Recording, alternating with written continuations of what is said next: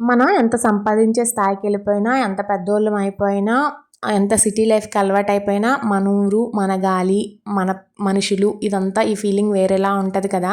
మీరేమంటారు చెప్పండి? విషయం ఏంటంటే మా మామయ్య స్వామిమాలేశారు. అంటే గుడి దగ్గర భిక్ష ఉంది రమ్మని కాల్ చేశారు. సండే కదా పిల్లా జల్లా అందరం ఇంట్లోనే ఉన్నాం. బండెక్కేసామనమాట. వెళ్ళి అక్కడ భోంచేసాము. అదేంటో నాకు భోజనాలంటే బేసిక్‌గానే ఇంట్రెస్ట్. అందులో దేవుడి భోజనాలంటే ఇంకొంచెం ఎఫర్ట్స్ పెట్టాలనిపిస్తది. అదెందుకో నాకు కూడా తెలీదు. దేవుడి భోజనాలు అనగానే వెళ్ళాలి, ఎలా అయినా ఎళ్ళాలి. అంటే మళ్ళీ దొరుకుతదో దొరకదో అన్న ఫీలింగ్‌లోకి వెళ్ళిపోతాను. అదెందుకో తెలీదు. అక్కడ గుడి కూడా చాలా బావుంటదనమాట. మా మామయ్య ప్రతి ఇయర్ ఏస్తారు. మేము ప్రతి ఇయర్ ఎళ్తాము.